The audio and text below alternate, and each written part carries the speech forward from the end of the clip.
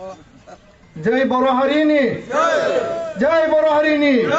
जय बर' हारिनि बासबारि हायर सेकेन्डारिनि बे गेवलां फोथाराव दिनैनि बे फुंबिलिनि बे गोथार बुब्लियाव दुलाराय बर' फरायसा आफादनि बानजायनायाव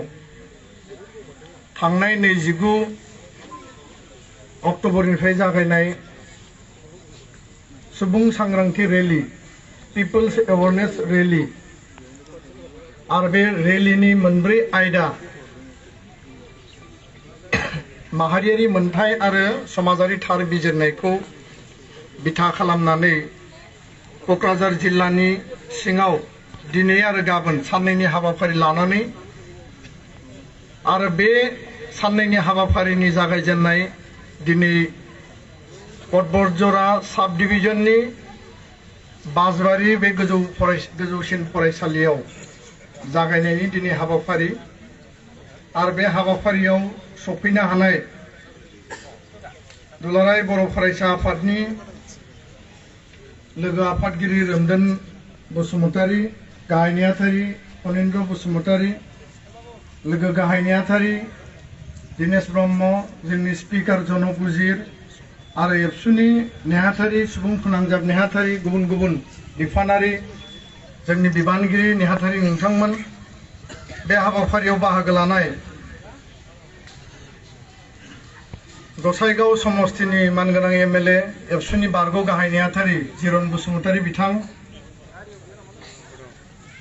गौरीपुर समस्तिनि बारग' एमएलए मानगोनां बनेन्द्र मुसाहारि आदा बिथां बेयाव बाहागो लानाय जोंनि बयनिख्रुइबो सेनियरसिन सासे सेनियर सिटिजेन आरो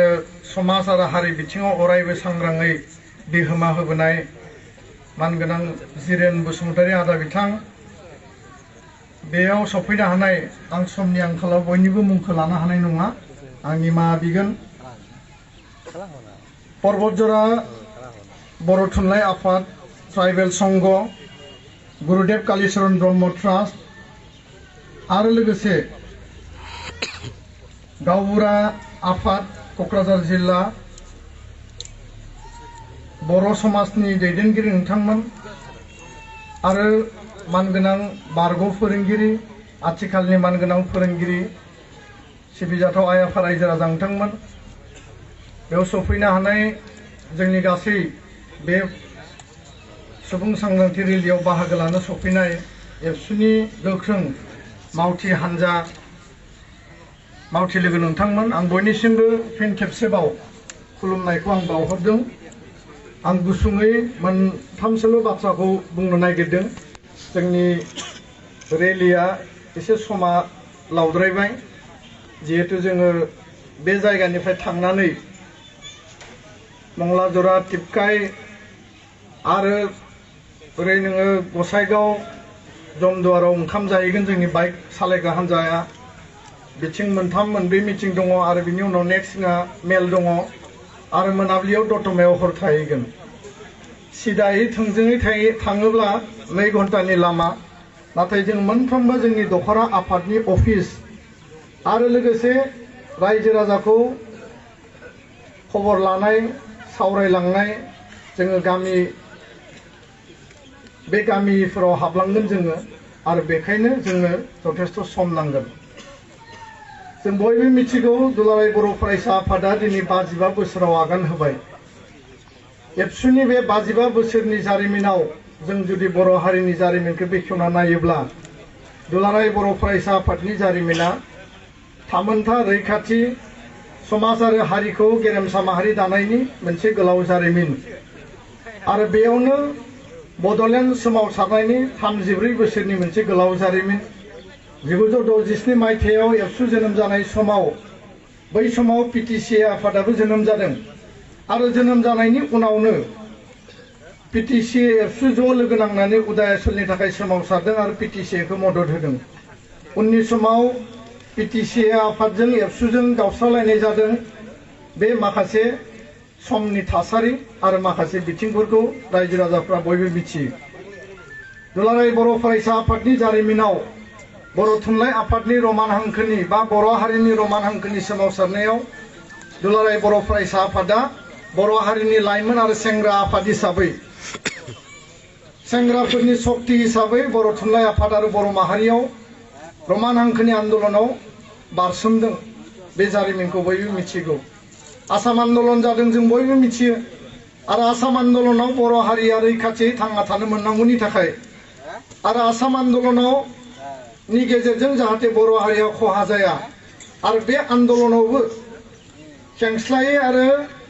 बायदिसिना रोखोमै आसामनि सार्थआव जायगा जायगा जोङो समर्थन होबोदों। नाथाय जोङो मालाबा बे आन्दलनजों गेब्लेनोबो गोनां जानाय जारिमिना जोंहा दङ। बे माखासे जारिमिनफोर थांनायनि उनाव बड'फानि दैदेननायाव 1987 मायथाइनि 2 मार्चनिफ्राय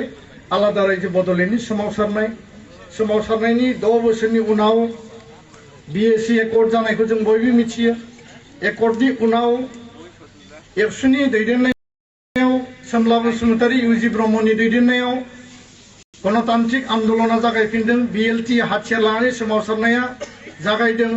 आरो 2003 मायथाइयाव भारत संबिधाननि 6थि फारिलाइयाव बिटिसि गोरोबथाखौ जों मोननो हादों। फैयै फैयै दुलाराय बर' फरायसा आफादा सोलोंथाइनि सायाव रैली खालामदों। 2300 किल'मिटार सोलोंथाइखौ बिथा खालामनानै संकसनिफ्राय सदिया बुरलुंबुथुरनि साहा आरो खोलाहा नोंथांमोननि जायगायावबो 2010 मायथाइयाव जोङो साइकेल सालायनानै 2300 किल'मिटार जोङो साइकेल हान्जा सुरदों। बिनि उनाव जों बयबो मिथिगौ 2010 मायथाइनिफ्राय प्रमद बर'नि दैदेननायाव आलादा रायजोनि सोमावसारनाया गणतान्त्रिक शान्तिपूर्ण अहिंसा खान्थिनि गेजेरजों जागायदों। एनडिएफबि आफादाबो हाथियार लानानै सोमावसारबाय थादोंमोन आरो बिथांमोना सिज फायाराव दङमोन, भारत सरकारजों सावरायबाय थादोंमोन। फैयै फैयै एनडिएफबिनि हाथियार लानानै सोमावसारनाय गणतान्त्रिक सावरायनाय पिस प्रसेसआव बाहागो लानाय आरो एबसुनि अहिंसा खान्थिजों सुबुं सोमावसारनायनि गेजेरजों 2020 मायथाइनि 27 जानुवारियाव बिटिसि 6 सिडुलखौ बिथा खालामनानै बांसिन अधिकार, बांसिन क्षमता, सिमा बारायनाय, बायदिसिना गोहो, बायदिसिना क्षमताफोरखौ बारायनायनि मिजिंजों थांखिजों बिटिआर बर' पिस एकर्ड सुक्तिया जालांबाय। 2012, 2013, 2018 गुबुन गुबुन समाव दुलाराय बर' फरायसा आफादा बर' माहारिनि समाज, बर' माहारिनि आबुं गुस्लायनाय, टटेल रेभलिउसन फर टटेल चेन्जनि थाखाय गामि गामि आथिंजों हान्जा सुरनानै थाबायनानै जोङो रायजो राजाखौ बुंदों आइ आफा जांख्रिखां, बोराय बुरै जांख्रिखां, हाबा हारिमुआव, हाबा मावनायाव,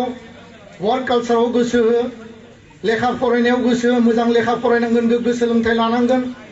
समाज रिभलिउसननि थाखाय जौ जुवा दायना दायनिनि हेंथायै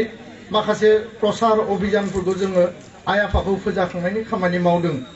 आरो बिनि उनाव नोंथांमोना मिथिगौ आइजोफोरनि, बेयाव हौवाफोरनि बाहागो लानायनि नङा, अकल जोंनि आइजोफोर, जोंनि बिनानाव, जोंनि आब', जोंनि बाजै, बे बैसोनि आइजोफोरनि साइकेल हान्जा सुरनाय गासै जिल्लायावनो, गासै आसामावनो जादों। आरो बे थासारिफोरखौ बर' हारिखौ बड'फानि मोन्थोरजों, बड'फानि सान्थौ सानस्रिजों गेरेमसा माहारि दानाय, रांखान्थियाव, सोलोंथायाव, राजखान्थि अधिकारनि बाथ्रा, जोंनि हारिमु राव थुनलाइखौ, जोंनि बर' बिजोङाव फरायनाय फरायसा फरायसुलिखौ मोजां सोलोंथाइ होनांगौ, गोग्गो सोलोंथाइ होनांगौ। बर' मानसिया जि मिडियामाव फराया मानो बे साफ्रोमबो फरायसा फरायसुलिया मोजां सोलोंथाइ मोननांगौ। बे गासै बिथिंखौ लानानै सांग्रांथि लाबोनाय हाबाफारिखौ जोङो मावबाय थादों। 2020 मायथाइनि 27 जानुवारियाव सुक्ति जाबाय। कर'ना भाइरास फैबाय, बोसोरसे नङा बोसोरनै, गोबाङा जोंनिफ्राय बिदाय लालांबाय आरो दिनै कभिडआ जोंनि गेजेराव गैलिया। बेबायदि महामारिया पृथिबियाव आरो दाफैथों, बर' हारियाव आरो दाफैथों, मानसि सुबुं माहारिनिखौ बेबायदि जेंनायाव दाखोख्लैथों, आनान गसाइनियाव जों अरायबो आर'ज गाबो। दा गुबै बाथ्राया जाहैबाय गोरोबथानि उनाव गोरोबथानि दफा मावफुंनायनि खामानिया सोलिगासिनो दङ। आं बेखौ एसे उनाव 2 मिनिटनि गेजेरावनो बुंनानै फोजोबगोन, आं गोलाव खालामनो सानाखै।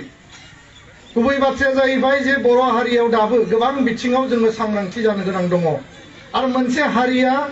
जेब्ला उन्दुनानै थागोन जेब्ला सिरि मोना जागोन मोनसे हारिया जेब्ला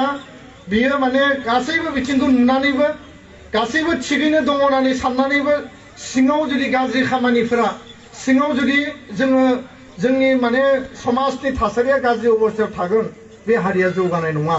दा बेखायनो दुलाराय बर' फरायसा आफादा बेयाव जोंहा कुनु सेकेन्ड थट सेकेन्ड एजेन्डा गैया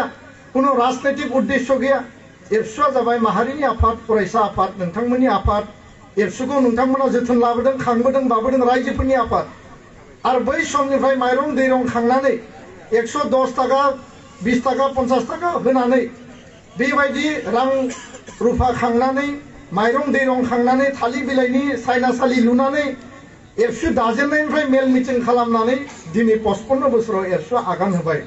एबसुआ हारिखौ बेंबोदों रैखाथि होबोदों हारिया माथिं थाङोब्ला मोजां जागोन बिनि थाखाय एबसुआ खामानि मावबोदों आरो बर' माहारिया एबसुखौ जोथोन लाबोदों खांबोदों बाबोदों गावबा गावनि गथ' गथायखौ समाज सेबानि थाखाय माहारि सिबिनायनि थाखाय माहारिनि त्यागनि थाखाय लेखा फरा गोरों खालामनानै न'निफ्राय एबसु अफिसाव थांनानै समाजनि हारिनि खामानि मावनो दैथायहरदों जों कुनु मंगल ग्रह अखाफोरनिफ्राय फैनानै बर' हारियाव खामानि मावफैयाखै आंबो बर' बिमा बिफानिनो फिसा जोंनि आनसलिकआव इउनिटआव जिल्लायाव मावनाय साफ्रोमबो जोंनि मावथिफोरा बर' बिमानि गोरबोआव जोनोम मोननाय आरो बर' बिमा बिफानि सिथ्लायाव न'खराव देरनानै माहारिनि सार्थ माहारिनि सेन्टिमेन्टजों माहारिनि जातीयताबादि सिन्ताजों खामानि मावनो फैनाय दा बेखायनो एबसुआ जि मावो माहारिनि थाखाय मावो एबसुआ जि मावगोन जातिनि थाखाय मावगोन आरो बेखायनो जों नुदों दिनै हा हुखौ लानानै दिनै सोलोंथाइखौ लानानै दिनै जोंनि गेजेराव समाज बेरेखा बेआइनि समाज बिरोधी जि कार्यकलाप खामानिफोर सोलिबाय थादों दिनै जोंनि गेजेराव सुक्तिनि उनाव जोंनि जायफोरो बारग' एनडिएफबिनि सोमावसारगिरि जायफोरो माने बारग' एनडिएफबिनि सोद्रोमाफोर बिथांमोना जोंनि गेजेराव थानांगौमोन नाथाय आइनि मेरपेजनि गेजेराव आइनि मोनसे बे माने जनजालनि गेजेराव जुडिशियेल लिगेल बे प्रसिडिउरनि गेजेराव आइनि बे मोनसे मेरपेजआ बिथांमोनखौ माने गनायनिफ्राय माखासे बादा होनानै दोनदों माखासे समायसा खालामनानै दोनदों दा बेखायनो बे आइनि जि जटिलता दङ बेखौ फोजोबनाय आरो रायजो राजानि आवाज एबसुनि आवाजआ सरकारनियाव सहैनांगौ जे सान्ति सुक्ति जाबाय सान्ति सुक्तिनि मिनिङा बेनो जे जोङो बयबो न'आव समाज आरो हारि दानायनि खामानि मावनो मोननांगौ न'खर दानायनि खामानि मावनो मोननांगौ सुक्तिनि उनाव जायफोरा दिनैबो आइनि प्रक्रिया आइनि मेरपेजनि थाखाय जेलाव थानो गोनां जादों बिथांमोनखौ जोंनो न'आव नांगौ गामियाव नांगौ ओनसोलाव नांगौ बर' माहारिनि सासे सुबुं सम्पद हिसाबै माहारि दानायनि खामानिखौ बिथांमोनाबो मावनो थाखाय बाहागो लानो मोननांगौ आरो बेखायनो मानगोनां रन्जन दैमारि आरो मानगोनां एनडिएफबिनि गासै जिखिनि जेलाव 60-70 जन दङ बिथांमोनखौ बख'नायनि थाखाय दुलाराय बर' फरायसा आफाद एनडिएफबिनि मोनब्रै आफाद आरो बिटिआर काउन्सिलनि गासैबो ज' लोगो नांनानै बे इनिशिएटिभखौ जों मावबाय थादों जायखि जेखि बुङा मानो टिभियाव ससियेल मिडियायाव फेसबुकआव जायखि जेखि बुङा मानो बेफोर बाथ्राखौ लानानै जोंनि गेजेराव भुल बुजाबुजि जानो गोनां गैया बेफोर बाथ्राफोरखौ लानानै जोंनियाव कमप्लेक्स आरो माने माखासे गावस्रा गावस्रि जानो गोनां गैया एबसुआ गावनि राइट ट्रेकआव दङ जातिनि सार्थआव दङ एकर्डनि सार्थआव दङ एकर्डआव जि लिरनाय दङ बे आखरे आखरे मावफुंजानांगोन बिनि थाखाय दुलाराय बर' फरायसा आफादा खामानि मावगोन दा बेखायनो मानगोनां रायजो राजा नोंथांमोन हा हुखौ लानानै ट्राइबेल बेलेन्स ब्लकखौ लानानै जोङो जि रैखा कवच मोनदों आसाम सुक्तिनि 6 नम्बर दफाया असमियानि रैखा कवच होनना लिरनाय दङ आरो बर' आरो ट्राइबेलनि रैखा कवचआ जाबाय हा हुनि अधिकार हा गैयाबा ट्राइबेला माने ट्राइबेलानो नङा बियो आरो जाय ट्राइबेला हा गैया बे ट्राइबेलनि कुनु अस्तित्व गैया ट्राइबेल माने हा थानांगोन बर' माने हा थानांगोन जों बे हानि बिगोमा बे हायाव जों जोनोम मोनदों बे हानि जों फिसा सन अफ दा सइल होननानै बुङो बेखायनो सेभ ट्राइबेल सेभ लेन्ड होननानै सेभ लेन्ड सेभ ट्राइबेल जों बे स्ल'गानखौ होदों दा बेखायनो 1946 47 48 51 52 जे खामानिखौ रुपनाथ ब्रह्म भीमबर देउरि ट्राइबेल लिगनि जानानै बिसोर मन्त्रि जानानै एमएलए जानानै बिथांमोना जि खामानिखौ रैखा कवचखौ होनानै गालांबाय 1886 दा land and revenue regulation act बे आसामनि जि हानि जि आयेन बे ब्रिटिश शासनाव बानायनायनि चेप्टार 10 आव जि रैखा कवच होनाय दङ बिनि सायाव जोंहा बेसेबां गियान दङ बिनि सायाव जों बेसेबां सांग्रां आरो जोङो जुदि सांग्रां मोनब्ला गियान थानायमोनब्ला जोंखौलाय मानो क'क्राझारनि खोलाहा नारसेबनानै टाउन सहैनो नागिरखो जोंखौ पर्बतजरा काजिगाव बासबारि टिपकाइनि खोलाहा नारसेबनानै मानो जोंखौ हाजोआव नारखोनानै दोनफैखो बे बाथ्राफोरा जोंनि थाखाय साननो गोनां गुरुदेव कालीचरण ब्रह्मनि बे पवित्र जायगायाव बे मोनसे गोथार थावनियाव दिनै आङो बे बाथ्राखौ स्पष्ट भाबै बुङो गुरुदेव कालीचरण ब्रह्मआ जि मोन्थोरजों जि थांखिजों समाज रिफर्मेशननि थाखाय समाज परिवर्तननि थाखाय समाजखौ साखोन सिखोन खालामनायनि जि मोन्थोरखौ लानानै बिथाङा हाबा मावदोंमोन बे महत खामानिखौ जों जेब्लाबो जारिमिनाव रोखा रोखायै लिरनानै गालांनांगोन इयुन जोलैया मिथिनांगोन जे मोनसे समाव बड'फा बायदि गुरुदेव कालीचरण ब्रह्म बायदि जोंनि गेजेरावबो माखासे व्यक्तिफोरा उजिदों रुपनाथ ब्रह्म भीमबर देउरि मोना राजनीतिक व्यक्ति जानो हागौ किन्तु ट्राइबेलनि सार्थआवसो बिथांमोना राजनीतिक खालामदोंमोन बिथांमोना गादि लानो थाखाय राजखान्थि खालामाखैमोन दा बेखायनो मानगोनां रायजो राजा बिथांमोन जाय मानसिफोरा जोंनो रैखा कवच जोंनो ताबिज बायदि मोनसे बेबस्था खालामनानै गालांबाय बे बेबस्थाखौ जोङो मोजाङै बुजिनांगोन मिथिनांगोन बिनि रैखाथिया मा आरो दिनै बेलेन ब्लकनि हाखौ सोरबा माने गुबुनारि मण्डल गुबुनारि कानूनगोय एसडिसि बे मानसिफोरा दिनै गुतै बेबस्थाखौनो माने गैया खालामनानै जोंनि हाखौ गुबुननि नामाव ट्रेन्सफार खालामबाय जोंनि हायाव कब्जा खालामबाय आसामाव 4 लाख बिगा दाबो माने ट्राइबेल बेलेन ब्लकआ गुबुनारिनि कब्जायाव दङ आरो बेखौ प्रद्युत बरानाय सासे शिबसागरनि असमिया मानसिया गुवाहाटी हाइकर्टआव पिआइएल होदों आरो बे पिआइएलनि गेजेरजों गुवाहाटी हाइकर्टआ बुंदों आसाम सरकारखौ जे बे एनक्रोच जानाय मानसिफोरखौ होखारनांगौ दा जोंनि हानि प्रटेक्शननि दायित्वआ जाबाय आसाम सरकार आरो बिटिसिआव बिटिआरनि सिङाव बिनि हानि बिगोमाया बिटिआर सरकार नाथाय प्रशासनिक लेभेलाव डिसि आरो एसपि जि होम पावार जिखौ एक्शन लानांगौ एक्शनाव एप्लाइ खालामनांगौ एभिक्शन खालामनायाव जेराव एक्शन जायो बे डिसिनियाव थायो बे पुलिस प्रशासना एसपिनियाव थायो दा बेखायनो आसाम सरकारनि बे क्लियार मोनसे एजेन्डा जानांगौ बिटिआर सरकारा आसाम सरकारखौ नारसिनगोन आरो बिनि गेजेरजों बे जोंनि जि माखासे जायगायाव कब्जा जानानै थानाय बे हाफोरखौ जोङो माने रोखा खालामनो थाखाय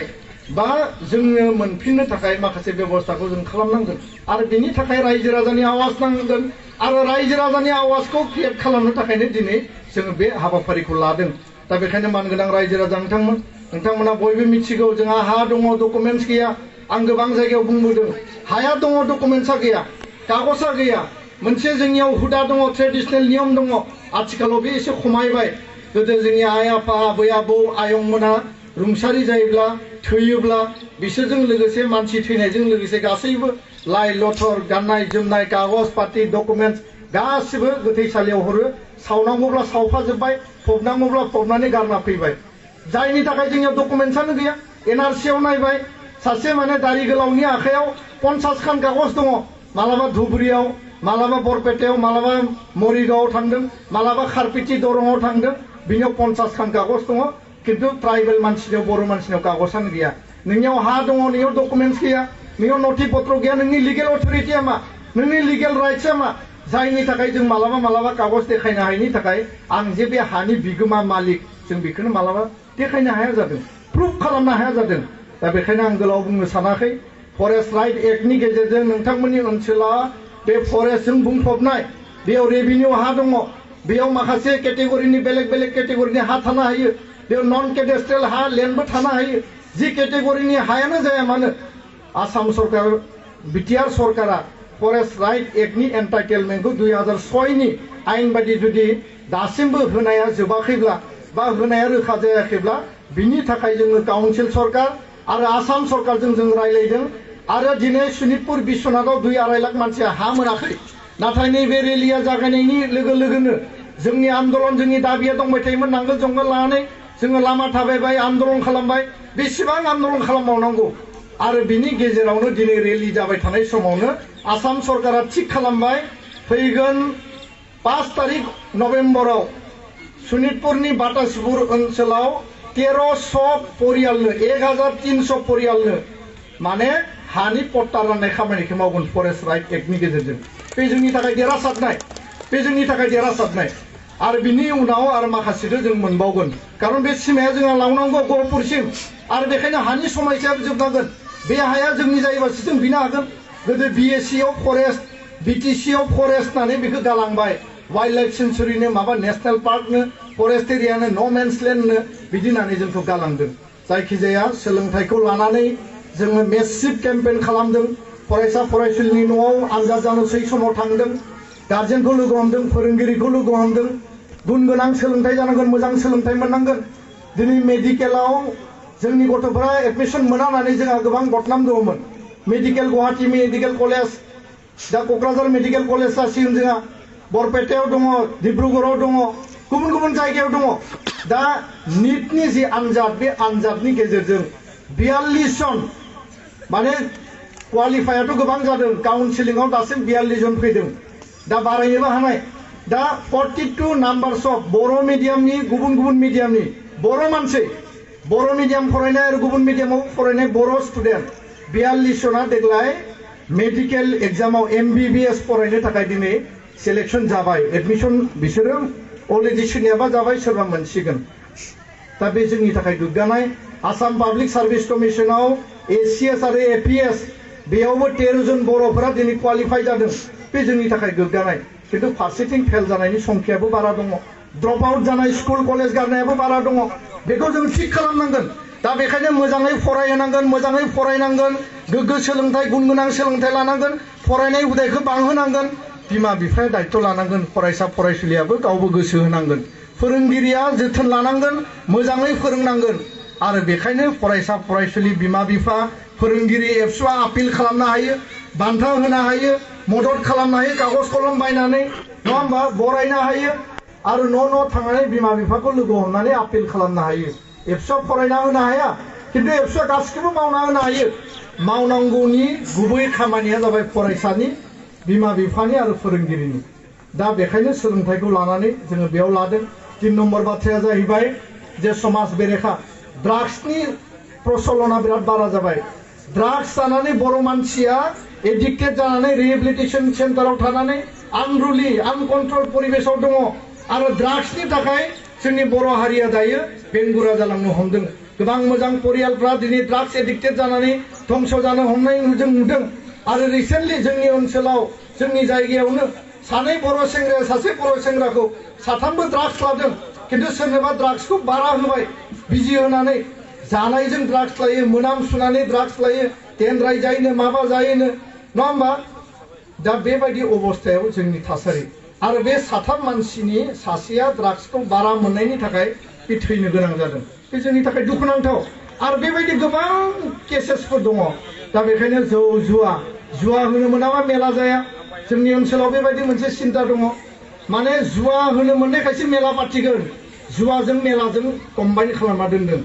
मेला होनो हानाय बयहाबो अधिकार दङ गावबा गावनि धोरोमनि बिश्वासनि गेजेरजों गणतान्त्रिक देशआव सेकुलार कान्ट्रियाव फुजा मेला होनो हानाय बयहाबो अधिकार दङ कमिटिफोरा फुजा मेला होथों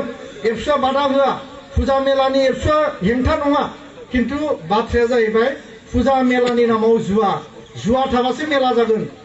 माने बेबायदि माखासे नेक्सास बानायनानै लादों दा बुंबा गाज्रि मोनो जौ लोंनायखौ खमायनांगौ होनना बुंबा गाज्रि मोनो गोदोबो बुंबाय उनावबो बुंबाय आबोबा जौ होबथा सान फालिबाय NDBआ बिखुं गावहोबाय एबसुआबो मालाबा अफिसाव लाबोनानै लावथि बाहोबाय आपिल खालामबाय खुलुमबाय किन्तु जौ लोंनाया खमाया दा एसे खमायबोदों नाथाय जोङो सम नुयो जे दा जानुवारि डिसेम्बर फैदों भुटान हाजोनि खाथि खाथि अरुणाचल हाजोनि खाथि खाथि पिकनिक स्पटफ्राव माने कालारिं आरो गोजा गोथां गोमो माबा माबि एकदम कालार माने पिकनिक स्पटआव माने कालारनिसो मेला आरो बेयाव जोंनि 12, 13, 14 बोसोर आङो 20, 30, 50 बोसोर जानायखौ आं बुंला 12, 13 एमइ स्कुलाव हाइ स्कुलाव कलेजनि फार्स्ट इयार सेकेन्ड इयाराव फरायनाय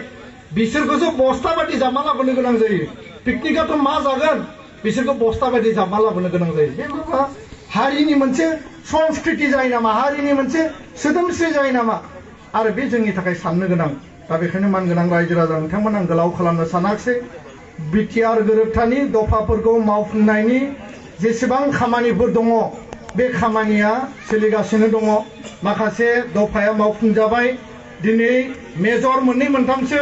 जोंहा बेखिनिया मावफुंजायोब्लानो बिटिआरनि मेक्सिमाम दफाया मावफुंजागोन 2024नि सिगां भारतनि नखर मन्त्रि अमित शाहआ बुंदों बिटिआर सुक्तिनि 100% दफाखौ मावफुंनाय जागोन होननानै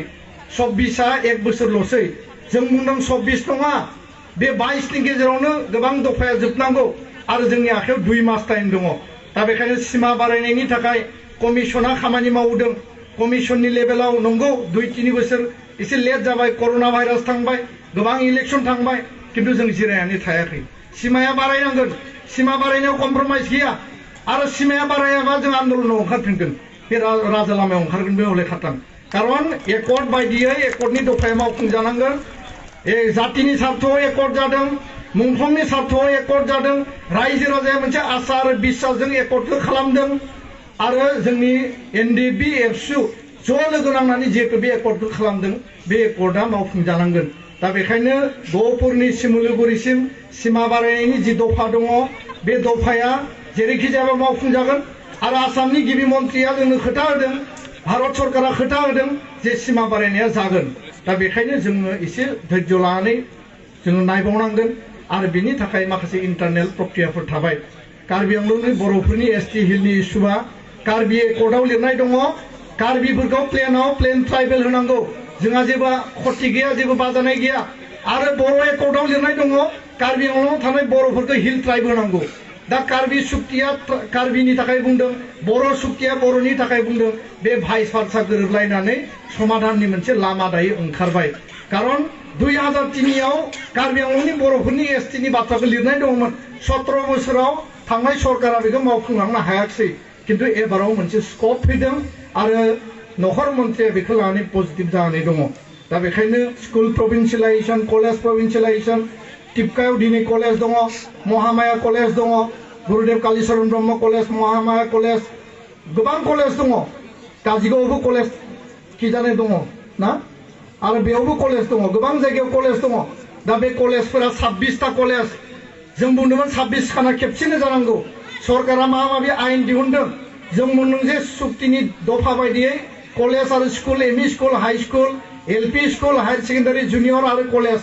सरकारि जानांगौ कारन बेयाव जोंनि गथ' गथाया फरायो मोनसे आसाजों मोनसे सिन्ताजों रायजो राजाफ्रा कलेज पार्टिदों कारन सरकारा कलेज पार्टिना होआखै बेखायनो रायजोआ कलेज पार्टिदों दा सरकारा बेखौ लानांगौ बे जोंनि दाबि दा सरकारा बुंदों मा जोंनियाव बाजेटनि आंखाल जादों जोङो 10टा कलेज खालामगोन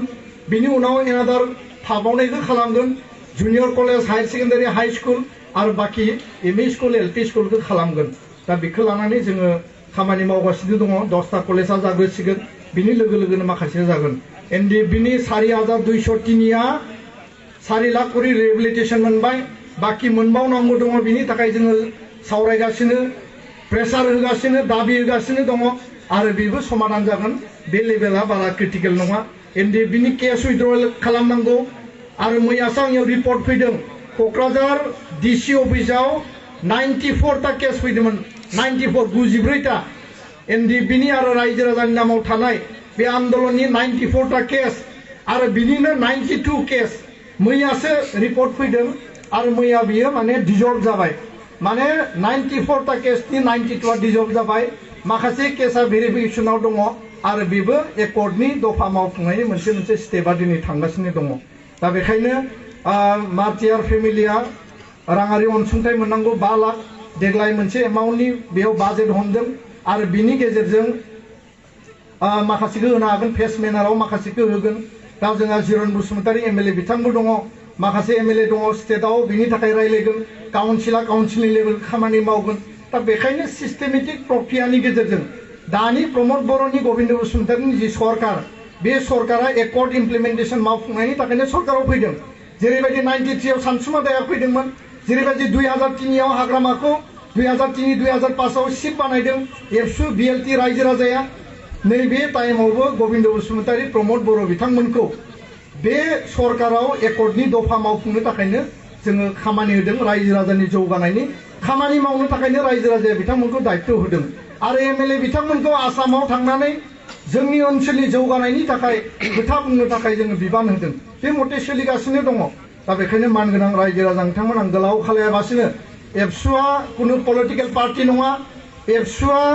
कुनु माने सरकार नङा एबसुवा माहारिनि आफाद एबसुवा फरायसा आफाद आरो नोंथांमोननि आफाद नोंथांमोना जि बुङो एबसुवा मावलांगोन बेयाव सोरबाया माबा माबि बुंदों साइकेल रेली बाइक रेलिया नाटकसो ड्रामासो सोरबाया माने